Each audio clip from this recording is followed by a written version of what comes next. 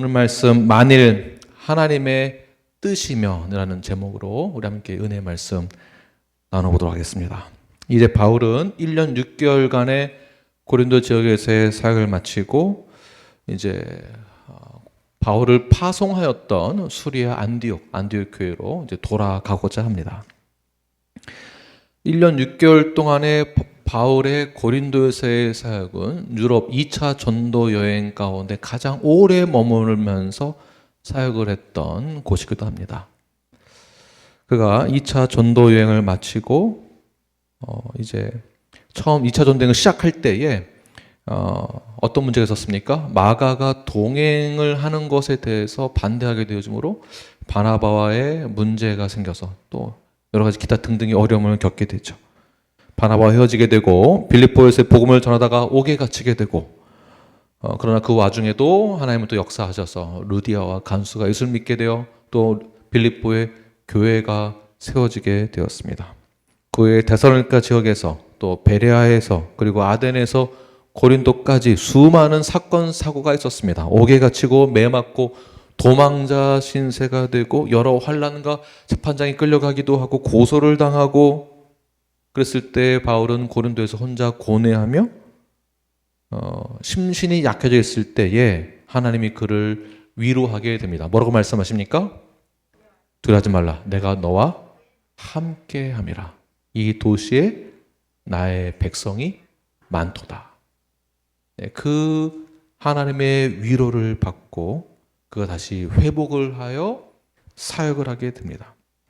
네, 그렇습니다. 우리 누구나 한 분도 빠짐없이 우리의 인생의 여정 가운데에 우리는 다양한 각자만이 갖고 있는 아픔, 슬픔, 외로움을 겪게 됩니다. 또 인생 살아갈 때에 내가 원치 아니하는 실수를 범하기도 하고 또는 우리의 여러 시간 속에서 실패를 경험하기도 합니다. 그러나 그 와중에도 하나님은 여전히 나와 함께 하시다라는 것을 잊지 마십시오. 하나님은 여러분과 함께 하십니다. 어느 때에도 어느 곳에서도 어느 시간 속에서도 하나님은 단 한순간도 여러분을 떠난 적이 없으신 분이십니다. 그 하나님이 지금 이 시간에도 함께하고 계시다는 것을 꼭 기억하시면서 우리 옆 사람에게 이렇게 말씀하십시오. 하나님은 당신과 영원히 함께 하십니다. 당신이 실패했을 때에도 하나님은 당신과 함께 하십니다. 당신이 실수를 한다 하더라도 하나님은 당신과 함께 하십니다. 말씀하세요.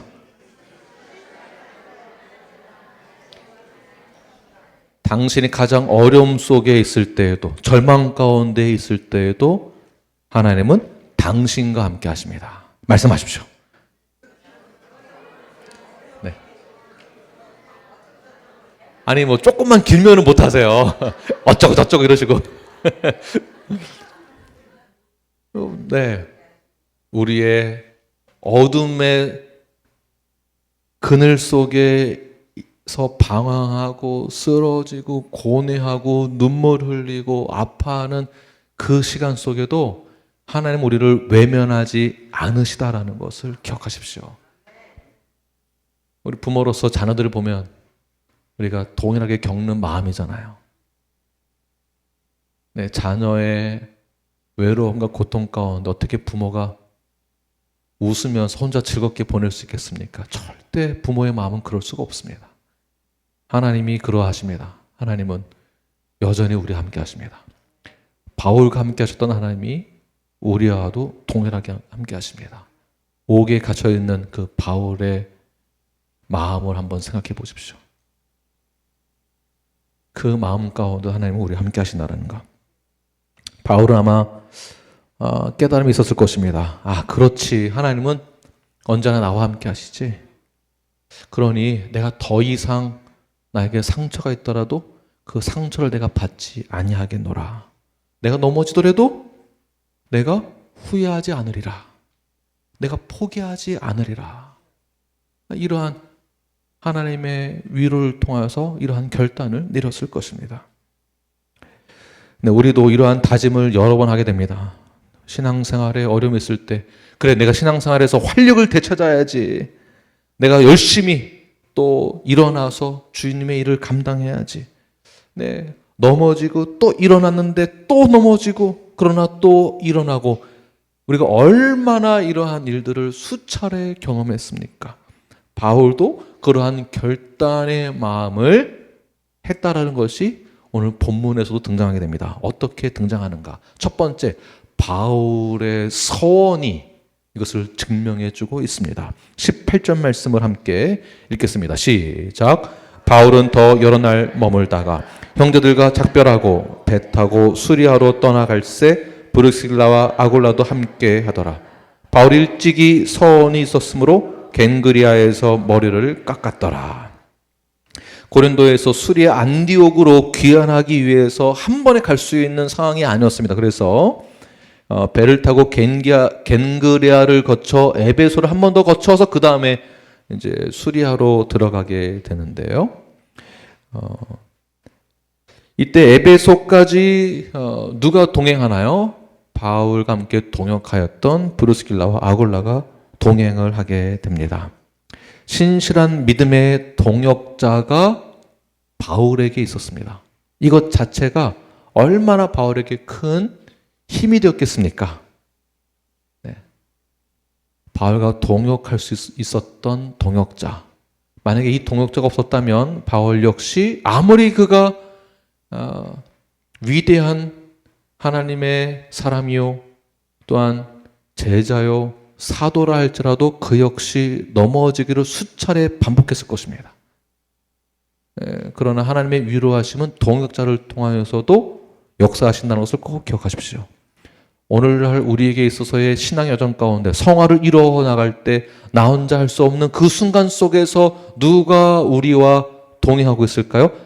수직적으로는 하나님이 우리와 함께 하시지만 수평적으로는 뉴라이프가 함께 한다는 것.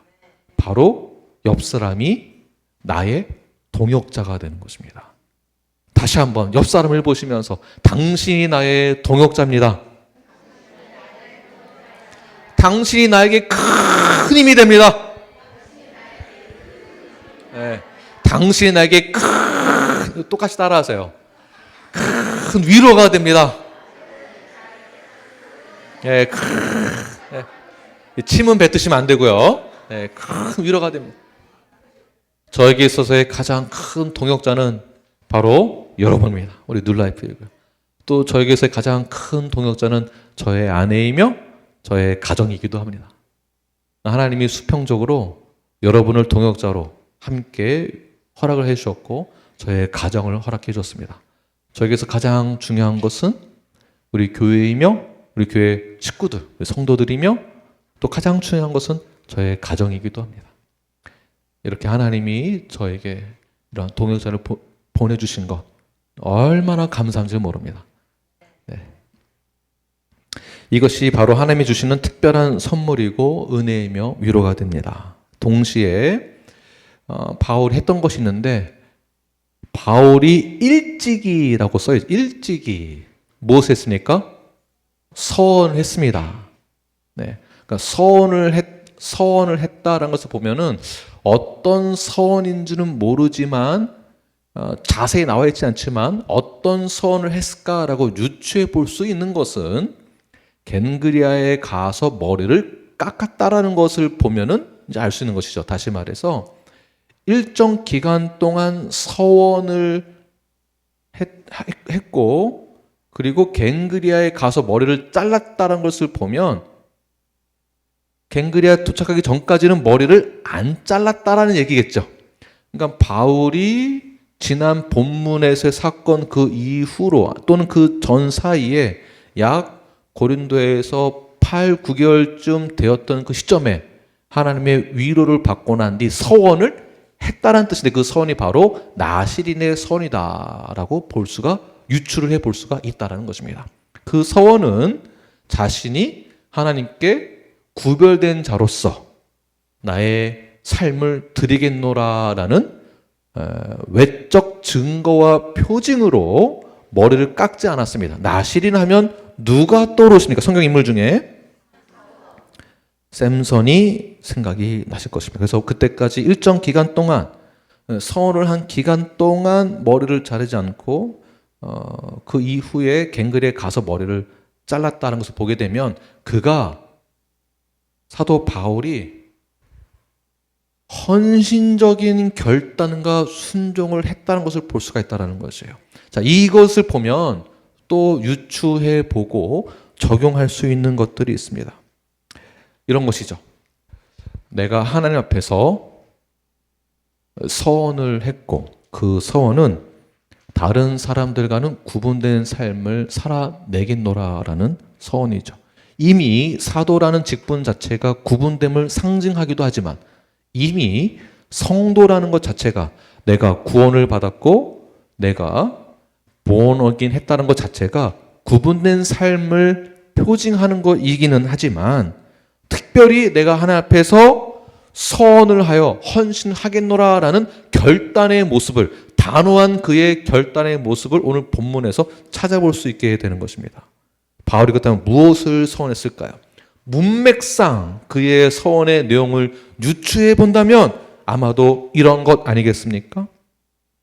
바울의 삶, 바울의 삶에 속해 있었던 환경들 속에서 사역의 현장 가운데에서 그는 고소를 당했고 배척을 당했고 옥에 갇히는 일들이 많았습니다. 그때 바울은 어떠한 결단을 내렸다는 것일까요? 그는 어떠한 서원을 한 것일까요? 나는 절대 넘어지지 않으리라 라는 서원한 것이죠. 나는 절대 포기하지 않을 것이다. 나는 절대 낙심하지 않을 것이다. 나는 절대 좌절하지 않을 것이다. 자, 여러분 한번 적용해 보십시오. 내가 신앙생활을 하면서 내가 성도로서 무엇을 사도 바울처럼 서원하여 구분되어져겠는가라는 것을 빈 박스에 한번 적용해 보십시오. 예를 들면 나에게 맡겨진 사역을 나는 끝까지 감당하겠다라는 서원의 내용이 들어갈 수 있을 것입니다. 헌신으로 바꾸시길 바랍니다. 헌신으로. 또 무엇을 적용해 볼 수 있을까요?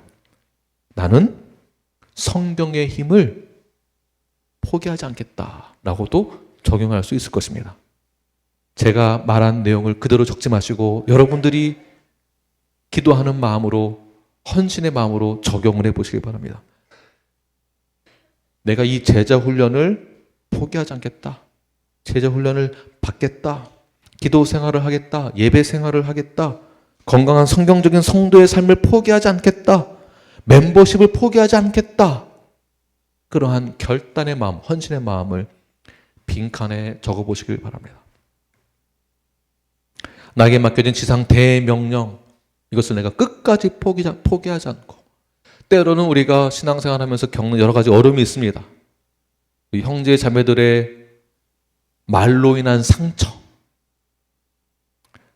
또는 신앙의 여정 속에서 겪는 여러 가지 환경적 어려움, 개인적인 기타 등등의 어려움 속에서 여러분 포기하고 넘어지시겠습니까? 아니면 끝까지 포기하지 아니하고 사도 바울처럼 승리의 자리에 서시겠습니까? 바울도 역시 목숨을 건 비장한 각오가 있었습니다. 서원을 했습니다. 바울이 포기하지 않고 끝까지 사역을 했다라는 증거가 되는 것인데요.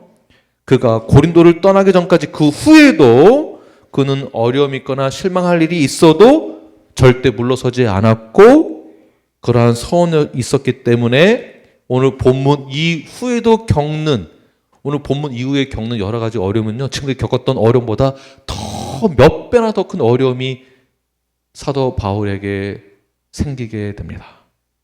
그런데 이 서원 이후 그는 고린도에서 겪었던 그 어려움을 있더라도 그는 절망하거나 낙심하지 않게 됩니다. 그러한 결단이 있었기 때문에 바울이 가는 곳마다 복음을 전할 수 있었고 복음을 전하는 곳마다 그곳에 교회가 세워지게 된 것입니다. 누구에 의해서? 하나님의 말씀에 순종하여 결단을 내린 자의 고백에 의해서, 헌신된 자의 고백에 의해서 내가 건강한 교회 성도가 되겠다라는 그러한 헌신에 의해서 교회가 세워지는 것입니다. 그냥 세워지는 게 아니에요. 김 목사가 세우는 것도 아니며 누구의 집사에 의해서 세워지는 것도 아니며 교회는 수평적으로는 우리의 고백 위에 세워지게 되는 것입니다. 여러분의 헌신 위에 교회가 세워지게 되는 것입니다.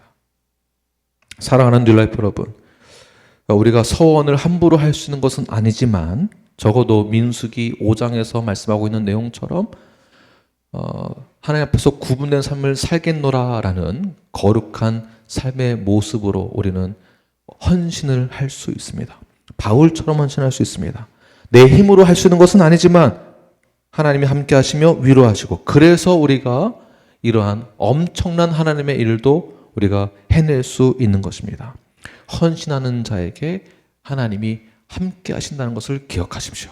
누구에게요? 헌신하는 자에게 하나님이 함께 하시고, 그리고 헌신하는 자에게 하나님이 위로해 주십니다. 여러분, 교회를 세우는데, 건강한 교회를 세우는데 우리 함께 동참합시다. 하나님의 말씀에 순종합시다. 우리가 함께 동역할 수 있다는 것 자체가 하나님이 주신 특별한 위로입니다. 형제 자매가 함께 있는 것 자체가 하나님이 주시는 특별한 위로가 되는 것입니다. 형제와 자매로 하나의 몸된 공동체가 되었다는 것 자체가 하나님이 주신 위로이며, 이것이 우리의 목적이 되어야만 합니다. 하나님의 목적이 우리 뉴라이프 공동체를 통하여서 우리의 목적으로 바뀌어지는 것입니다. 저 여러분 모두가 뉴라이프라는 이름으로 하나의 공동체를 이루게 되었습니다. 우리는 서로에게 위로가 되며 또한 하나님의 목적이 되었습니다. 이제는 더 이상 좌절하거나 넘어지지 말고 포기하지 말고 빈 박스 안에 삐지지 말고라고 꼭 적으십시오. 삐지지 말고, 상처받지 말고, 넘어지지 말고. 우리 재환 형제님이 많이 삐지세요? 계속 이렇게. 재환 형제님 삐지지 말고, 네. 삐지지 말고 우리가 신앙생활을 건강하게, 또 하나님의 사명을 잘 감당해내시는 저와 여러분이 되길 간절히 축원합니다. 네, 바울의 서원을 첫 번째 잘 기억하시고요. 두 번째, 바울이 가졌던 마음가짐, 결단은 무엇일까요? 두 번째는 복음 전파를 하겠다라는 그의 각별한 사명이 있었다는 것을 기억하십시오. 그는 어디를 가든지 복음 전파하는 것을 절대 멈추지 않았습니다. 수리아로 복귀하는 그 와중에도 사실 이제 빨리 가야만 하거든요. 겨울이 오기 전에 빨리 가야만 하는데 그 와중에도 무엇을 했다고요? 복음을 전했다. 쉬지 않고 복음을 전했다라는 것을 바울을 보아 알 수가 있습니다. 바울은 고린도를 떠나 수리아 안디옥 가기 위해서 거쳐가는 것이 또한 에베소 지역이었는데요. 총 바울의 2차 전도 여행의 거리를 보게 되면 킬로수는 3,000km를 걸어서 전도 여행을 한 것이에요. 결과적으로는 약 1,900마일 정도 되는데요. 이제 이 정도 사역을 했으니까 쉴만 하잖아요. 좀 쉬엄쉬엄 해도 되는데, 그리고 2차 전도 사역이 이제 마감을 하는 그 시점에서도 그는 에베소에 들려서 그냥 쉬는 것이 아니라 그곳에서도 그가 항상 해오던 습관처럼 해오던 것이 있었는데, 그것이 무엇입니까? 바로 복음 전파였다는 것입니다. 19절 말씀을 함께 읽겠습니다. 시작. 에베소에 와서 그들을 거기 머물게 하고 자기는 회당에 들어가서 유대인들과 변론하니, 자, 이 말이 복음을 전하기 위해서 변론을 했다라는 것이겠죠. 에베소는 어떠한 도시인가? 에베소 자체가 굉장히 중요한 도시입니다. 굉장히 중요한 도시. 이곳 역시 고린도 지역처럼 신전이 많은 곳입니다. 특별히 에베소 지역에는 큰, 지금 영상에서 보는 것 같이 신전도 있고, 그리고 로마 황제로부터 인정받은 가장 큰 유대인이 거주하는 지역이기도 했습니다. 나중에 3차 전도 여행 시 에베소에서 바울은 3차 전도 여행에서만 3년을 머물게 됩니다. 2차 전도 여행까지 가장 길게 사역했던 곳이 어디입니까? 고린도. 그 이후에 에베소가 그만큼 중요함을 깨닫게 되어지므로 에베소에서 총 3년, 3차 전도 여행 때 3년을 머물게 됩니다. 에베소가 얼마나 중요한지 디모데를 에베소에 본부를 두게 하고 그 인근 지역의 교회를 감독하게 하는 역할을 담당을 맡기게 되는데요. 그 정도로 에베소가 중요한 도시다라는 것을 변증하고 있는 것이죠. 그래서 바울은 에베소에서부터 에베소까지 브르기슬라와 아굴라를 동행시켰고 그 동행시킨 목적은 모두 복음을 전하기 위한 목적으로, 그러니까 평신도와 목회자와 함께. 이제 평신도라는 단어를 좀 이제 피해 보자로 한다면 모든 성도가 함께 가져야 될 의무와 책임이 무엇이라고 볼 수 있을까요? 목사이건 평신도 이런 걸 떠나서 우리 모두가 가져야 될 최종적 목적은 복음 전파다라는 것입니다. 나의 사명은 무엇입니까? 옆 사람에게 이렇게 인사하시오. 당신의 사명은 복음 전파입니다. 그냥 믿습니다. 이것만 하지 마시고 그 믿음 이후에 내가 믿는다는 걸 증명하기 위해서 뭐가 동반돼야 되겠습니까? 복음 전파. 그러니까 교회에 출석하는 거, 예배 드리는 것만 생각하지 마시고 뭐를 해야 된다고요? 복음 전파. 목사만의 의무가 아니라 우리 모두의 의무다라는 것을 오늘 본문에서도 보여주고 있는 것이죠. 브루실라 아굴라가 같이 동행했다는 그 뜻 자체가 복음을 전하기 위한 목적이었다. 이 목적이 분명했기 때문에 사도 바울의 목적이 분명했기 때문에 교회의 목적이 분명했기 때문에 이 부부도 그 목적을 향하여서 함께 동역하게 되는 것이죠. 목적이 분명하다는 것. 뉴라이프 교회의 목적이 무엇입니까? 복음 전파인 동시에 구체적으로는 건강한 교회를 세우는 것. 그래서 건강한 교회 네트워크가 만들어지는 것입니다. 건강한 교회를 세울 수 있도록 계속 우리 협력교회 목사님들을 계속 훈련시키고 또 같이 연구하고 발표하고 토의하는 세미나를 계속하는, 더 나아가서 저도 다른 교회에 가서도 말씀 전할 때 건강한 교회를 외칩니다. 건강한 교회. 건강한 교회는 우리의 믿음의 고백이 동일해야 된다. 그럼 믿음이 뭐냐? 우리의 고백이 뭐냐? 하나님 누구시냐? 이걸 계속 가르치는 거예요. 전하고 가르쳐. 이 복음이 선포될 때 반드시 교회는 건강이 될 것이며 이 신앙 고백으로 교회가 건강에 서진다는 것을 꼭 기억하시는 저와 여러분이 되길 바랍니다. 교회는 목적이 분명해야 됩니다.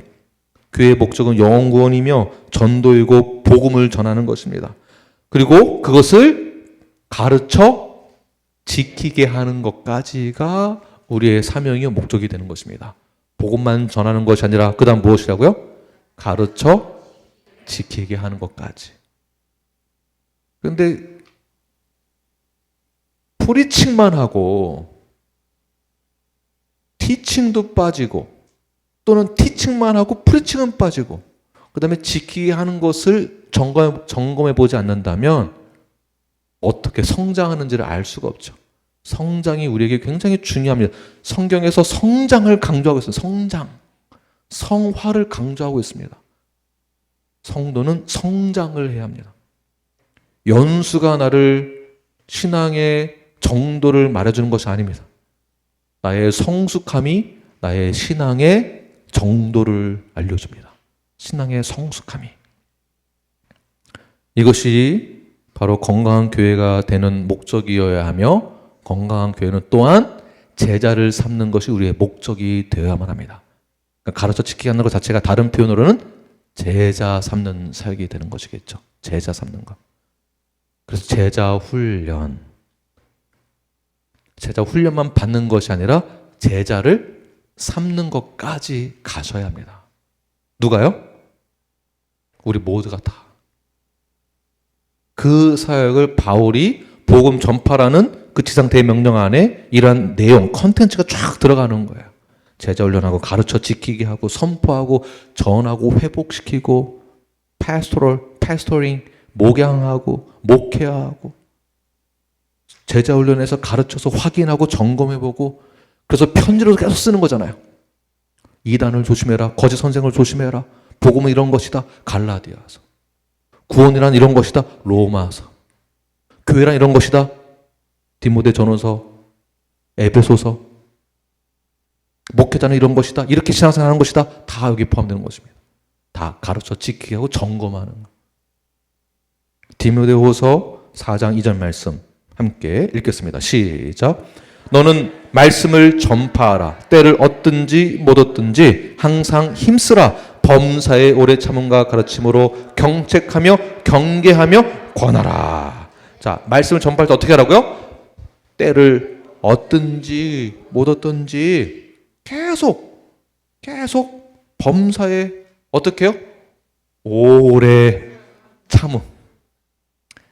우리가 하나님의 말씀대로 순종하고 사역을 한다고 했을 때 그냥 사역만 하면 다 잘 될 거라고 믿는 게 우리의 이제 마음이거든요. 우리의 바람이고. 그게 가장 부담 없이 받아들이기 쉽습니다. 그런데 막상 하다 보면 어떻습니까? 오래 참아야 될 일들이 많죠. 오래 참아야 될 일들이 굉장히 많습니다. 근데 오래 참지 못하고 욱하는 경우들이 생기는데 보통 욱하시는 사람 분들의 하시는 말씀이 있어요. 나는 절대 뒤에서는 말 안 해. 난 앞에서 말하고 나는 뒤로 뭐 이렇게 숨기는 거 없어. 나는 쿨해. 라는 식으로 욱 한 번 하고서는 자기 화풀이 한 번 딱 하면 그만인 거예요. 오래 참고. 신앙의 현장에서 오래 참음이 없으면은 안 됩니다. 만약 내가 욱하는 성향이 있다고 한다면 성령님께 기도하십시오. 성령님, 저의 이 욱하는 성질, 욱하는 말, 성령님, 저희 성향과 성품을 선함으로, 오래 참음으로 성령의 열매를 맺을 수 있는 사람으로 바꿔주세요라고 성령님께 날마다 기도하시길 바랍니다. 나는 욱하는 성질이 있다라고 생각하신 분 한번 앉아보시길 바랍니다. 저만 서 있고 다 앉아 계시네요. 기도하시길 바랍니다. 그래서 오래 참으면 어떻게 해요? 가르치고 또 경책, 경계, 권하라. 그렇죠? 그냥 무조건 사랑으로 다 덮어줘라가 아니죠. 네. 경책할 때는 경책을 해야 한다는 것입니다. 자녀들에게 우리 아들 참 잘했어요. 최고라고 말할 때도 하지만 그렇지 아니할 때도 무조건 잘했다고 하면은 애가 어떻게 클까요? 자기 마음대로 자라나겠죠. 그래서 필요할 때는 부모의 권면, 경책, 더 나아가 징계까지도 필요한 것입니다. 그래서 우리 모두가 이 명령을 준행하는 뉴라이프로서 복음을 전하시고 또 경책할 땐 경책하시고 범사에 오래 참음으로 때로든 보든지 항상 복음을 전하신 여러분이 되길 간절히 축원합니다. 자, 이 사명을 가지고 사도 바울이 어디를 가든지 복음을 전했다라는 것. 어떤 결과가 나올 거라는 것을 예상했음에도 불구하고 바울이 어디에 가서 복음을 전합니까? 회당에 가서 복음을 전하죠. 매번 당했던 일들이지만 뻔히 알면서도 회당에 가서 복음을 전했다는 것. 지금까지 고린도에서도 복음을 전했을 때 어떤 일들이 있었습니까? 쫓겨나고 무시당하고, 그러나 고린도에서 복음 전하고 나왔을 때의 상황이 또 달라졌죠. 어쨌든 회당에 가면 처음에는 좋은 시선으로 받아들이지 않았습니다. 복음을. 그런데 에베소는 수리의 안디옥으로 가기 전에 거쳐가는 곳임에도 불구하고 정거장처럼 들린 곳인데 그곳을 복음을 전했을 때에 다른 곳에서 복음을 전했던 그 상황과 반응과는 달리 에베소 사람들은 반응이 달랐다는 것을 보게 됩니다. 짧은 시간 동안에 복음을 전했는데 바울은 사람들을 감동시키게 되었고, 그리고 그들도 사도 바울을 공격하는 것이 아니라 호의적으로 되어 있다는 것이에요. 이것이 은혜입니다. 다른 표현으로는 그들이 복음을 받아들이게 되었고, 호의적으로 되어 있다는 것은 그들이 복음을 더 알기를, 복음을 더 듣기를 원했다라는 것이에요. 그 뒤로 에베소의 교회가 세워지게 되고, 그리고 바울이 잠깐 들려서 복음 전을 가르치는 그 결과 에베소에 부흥이 생기게 됩니다. 그 잠깐 동안에 복음의 메시지와 힘이, 능력이 이렇게 나타나게 되는 것입니다. 20절 말씀을 함께 읽겠습니다. 시작. 여러 사람이 더 오래 있기를 정하되 허락하지 아니하고. 네, 그래서 에베소 성도들이 가지 말라고. 에베소 지역 사람들이 참 다르다는 것을 볼 수가 있습니다. 지금까지 쫓겨다니는 신세였었고, 그리고 유대인들이 가는 곳마다 쫓아와서 소란을 피우고, 그때마다 피신해야만 하는 상황 가운데 있었는데, 에베소 지역은 달랐다는 것이죠. 소란이 있었지만 에베소에서는 소란이 없었습니다. 다른 지역에서는 방해하고 대적을 하였지만 에베소에서는 환영받는 자가 되었습니다. 지금까지 가는 곳마다 사도 바울은 공격받고 대적당한다는 그 마음, 그리고 위축됨이 있었는데, 에베소에서 이 모든 것이 다 서원을 한 뒤, 복음을 전파한 뒤, 이 위축감이 해소가 되는 것이죠. 저도 저에게 나름대로의 위축감이 든 적이 있었습니다. 감정적으로. 이 위축감이 감정적으로 깊이 들어가게 되면은 어떠한 문제에 부딪히게 되겠죠. 예, 그러나 하나님께서는 우리를 위로해 주시고, 저를 위로해 주시고, 교회를 위로해 주심으로, 또한 여러분들이 저를 또 위로해 주심으로 그 위축감에서부터 해방되어지는 놀라운 역사를 저도 경험하게 되었습니다. 그 결과가 바로 여러분들이십니다. 네, 바로 여러분들. 사람들은, 바울을 통해서 에베소 사람들은 복음을 더 듣기를 원했고 배우기를 원했다라는 거. 예수님의 가르침을 더 배우기를 원했고, 복음을 더 알기를 원했고, 제자가 되기를 원했다라는 것이에요. 바울이 여기서 또 회복을 경험하게 되는 것입니다. 얼마나 기쁜 소식인지를 모릅니다. 어떻게 이렇게 상황이 바뀌게 되었을까? 가는 곳마다 피신을 해야만 했었는데 에베소에서는 환영을 받는 분위기로 바뀌었다는 것이에요. 어떻게 바뀔 수 있었을까? 이 모든 것이 하나님의 계획과 뜻이 있다라고 보는 것입니다. 바울은 가는 곳마다 예수님의 죽음과 부활에 대해서 설교를 하였습니다. 구원에 대해서, 하나님의 심판에 대해서 메시지를 선포했습니다. 에베소 역시 항구의 도시였고 미신이 많았으며 성행하던 곳이었으며 이교도들의 중심 도시였습니다. 고린도와 다를 바 없는 도심에도 불구하고 바울은 동일하게 복음을 전했는데, 이것이 바로 하나님의 계획 가운데 속해 있는 것임을 우리가 알 수 있는 것이죠. 전혀 기대할 수 없는 곳에서도 하나님은 바울을 위로하시기 위하여서, 또한 복음이 증거되어지기 위해서 그렇게 하나님의 계획 가운데 에베소에서 복음을 전한 놀라운 역사가 임하게 된 것입니다. 그렇게 해서 사도 바울이 결단 내려지는 것이 무엇입니까? 무엇을 더 결단해야 될까요? 18장 초반부터 계속 바울은 하나님의 위로를 경험하고, 또한 결단하게 되고, 위로받고 일어나게 되고, 서원을 하게 되고, 더 나아가 20장으로 넘어가게 되면 사도 바울은 또 결단을 하게 됩니다. 네, 또 결단.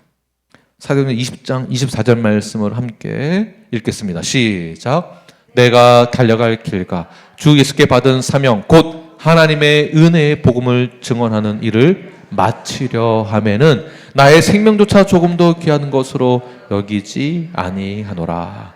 아멘. 20장 24절까지 사도 바울이 가는 여정 속에 하나님의 계획이 다 포함됐다는 것이에요. 이 고백이 나올 때까지. 이 사도 바울의 고백이 저와 여러분의 고백이 되길 간절히 축원합니다. 세 번째는 사도 바울에게 있어서 하나님의 뜻에 대한 확실한 그러한 기준이 있었는데요. 21절 말씀을 함께 읽겠습니다. 시작. 작별하여 이르되 만일 하나님의 뜻이면 너희에게 돌아오리라 하고 배를 타고 에베소를 떠나. 에베소 사람들은 바울이 더 오래 길을 간청했는데 바울이 떠나야만 했습니다. 왜냐하면 이제 겨울이 오기 전에 유월절을 지키기 위해서 빨리 가야만 했었기 때문에 그렇습니다. 그런데 사도 바울이 사용한 단어가 무엇이 있습니까? 만일 하나님의 뜻이면, 그러니까 하나님의 뜻을 선포하게 되는데요. 이후에 3차 전도 여행 때에 하나님의 뜻이라고 믿었기 때문에 그는 에베소에서 3년을 머물면서 가르치게 됩니다. 여기서 하나님의 뜻이다라고 했을 때에 하나님의 뜻이라고 한다면 이 뜻은 엄청난 무게가 있다라고 보는 것입니다. 엄청난 무게. 그런데 이 하나님의 뜻을 우리는 아무 때나 사용하는 경우가 있습니다. 언제 이런 말을 자주 사용합니까? 내 뜻을 강조하기 위해서 하나님의 뜻이라고 설득하기 위해 말을 하거나 또는 이 결정이 하나님의 뜻이다라고 하면서 나의 문제, 나의 실수가 아니다라고 변명하기 위함으로 하나님의 뜻이라고 사용을 하기도 하죠. 또는 나 자신 욕심을 채우기 위해서라도 하나님의 뜻이라고도 이용을 합니다. 사도 바울은 하나님의 뜻이라면 에베소에 내가 돌아오겠다라고 한 이 무게감 있는 하나님의 뜻을 왜 사용했는가? 이 말은 내가 어떠한 일이 있어도 만약 내가 올 수 없는 상황이다 할지라도 만약 에베소에 방문하는 것이 하나님의 뜻이라면 모든 것을 내가 하나님의 뜻에 맞추겠다라는 뜻이에요. 나는 불가능한데 나는 바쁘고 힘이 들고 어렵고 환경적으로 할 수 없는 상황이지만 그게 하나님의 뜻이라면 이것을 최우선순위로 삼고 내가 그 뜻에 따르겠다. 이게 굉장히 중요한 것입니다. 그런데 이것은 하나님의 뜻입니다라고 해놓고서는 이 산으로 갔다가 일로 다 가자고 그러더니 이게 하나님의 뜻이라고 하더니 갑자기 가니까 이 산이 아닌가벼. 그럼 하나님의 뜻은 여기 산이라고 합니다. 여기 갔다가 막상 가보니까 내 마음에 안 들어요. 여기가 아닌가벼. 왜 하나님의 뜻은 이리도 바뀌는지. 누가 바꾸는 거죠? 하나님이 바뀌는 게 아니고 내가 바꾸는 거죠. 내가. 특히 목회자나 또는 어떤 리더십을 가지고 있는 분이나 또는 성도로서 하나님의 뜻이라는 표현을 무게감 있게 사용을 하셔야 됩니다.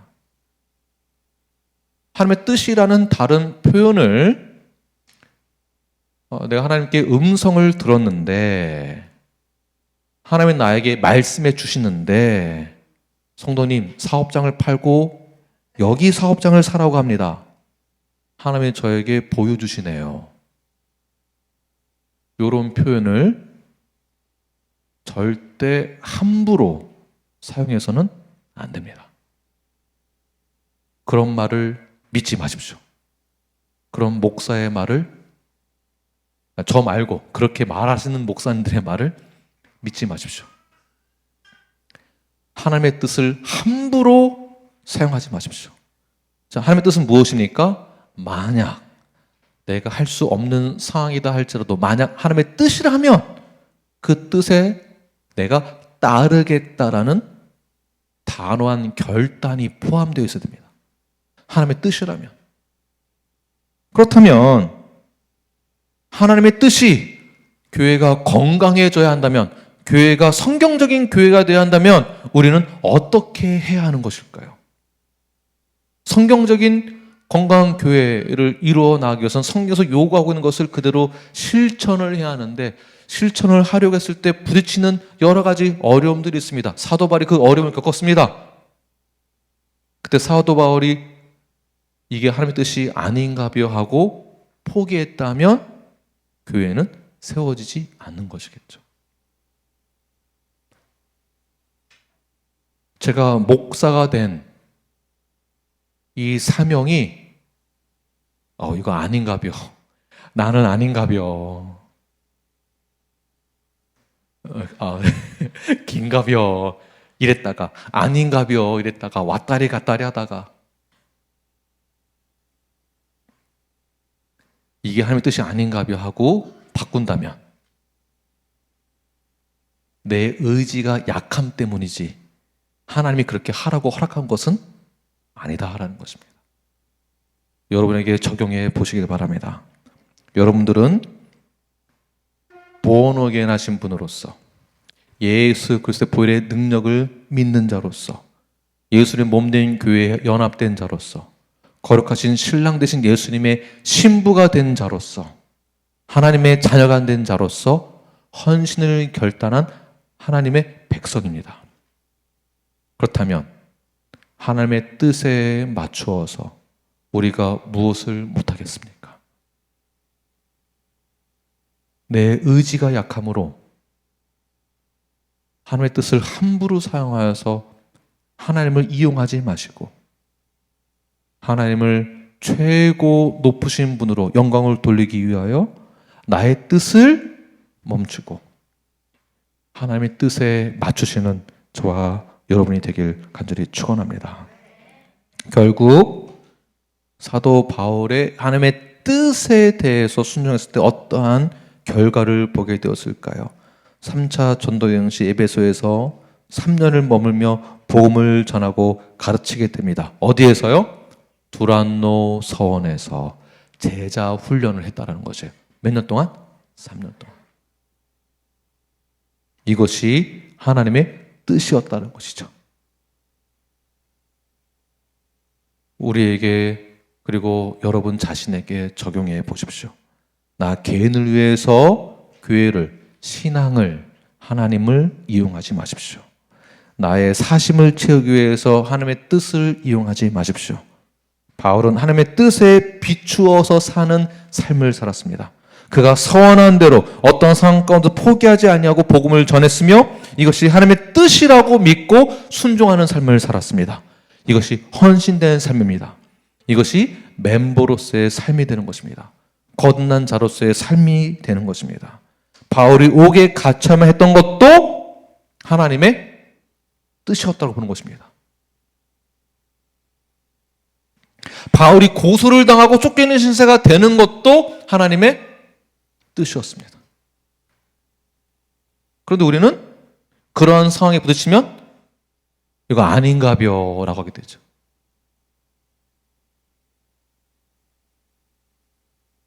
바울은 고린도에서도 고소를 당했습니다. 그건 역시 하나님의 뜻이었습니다. 그 결과 회당장 그리스보와 회당장 소스테네가 주님을 영접하게 되죠. 하나님의 뜻. 그 뜻을 이루기 위해서 어떤 과정이 필요했을까요? 고소를 당하는 과정이 필요했다는 거죠. 건강한 교회가 세워지기 위해서 어떤 과정이 필요했을까요? 우리 교회에게. 그러한 히스토리가 필요했던 것이 하나님의 뜻이었다라고 보는 것입니다. 개인적으로 여러분에게 일어나고 있는 모든 상황 속에서 부정하고 싶은 환경 가운데 처했을 때에 포기하는 것이 아니라 그 신앙을 지켜나가기 위한 하나님의 뜻을 분별하는 것. 그것이 하나님의 뜻이라면 제가 하나님의 모든 그 뜻에 제가 순종하고 헌신하겠습니다. 그 결단을 내리시는 저 여러분이 되길 간절히 축원합니다. 디모데와 실라를 만나서 동역하게 된 것 또한 무엇입니까? 하나님의 뜻. 마가로 인하여서 마가가 동행하지 않는다, 동행해야 된다, 바나바와 문제가 되어서 결별하게 됐습니다. 그것도 하나님의 뜻. 결과적으로 마가가 어떻게 됐을까요? 바울이 마가를 향하여 뭐라고 부릅니까? 내가 사랑하는 나의 동역자, 그가 나에게 가장 위로가 되니 나에게 데리고 와라. 이 하나님의 목적을 향하여서 우리에게 주시는 컨텍스트가 있다는 것입니다. 이건 역시 하나님의 뜻이다. 왜요? 이 목적을 위해서. 동역자 브리기슬라와 아굴라를 만나게 된 것 또한 하나님의 뜻. 총독 갈리오가 마침 하필이면 그때 마침 새로 부임하게 되어서 그 사건 속에서 갈료를 통하여서 역사는 하나님의 그 계획을 보게 되면 이건 역시 하나님의 뜻이다라고 보는 것이겠죠. 이렇게 하나님의 나라를 위해서 사람과 사람이 만나게 되는 것 또한 하나님의 뜻과 섭리가 포함됐다는 것입니다. 성도와 성도가 만나는 것, 우리 모두가 이렇게 만날 수 있는 것, 밖에서는 절대 만날 수 없을 것 같은 사람들도 여기서 다 만났다는 것이 하나님의 뜻이다. 뜻이다.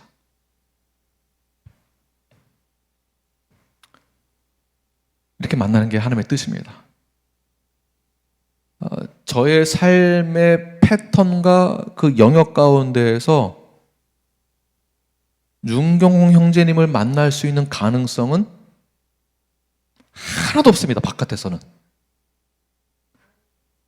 윤경홍 형제님의 필드와 저의 필드는 완전 다르잖아요. 만날 수 있는 가능성이 있을까요? 생각도 다르고 취미도 다르고 행동 반경도 다른데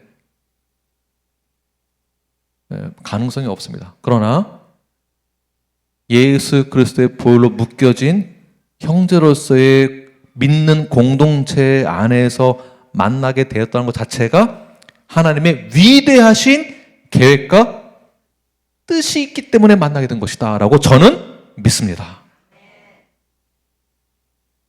윤경님은 어떻게 생각하십니까? 아멘이시죠? 그와 동일하게 성도분들이 만날 수 있는 가능성이 같은 필드가 아닌 이상 불가능합니다.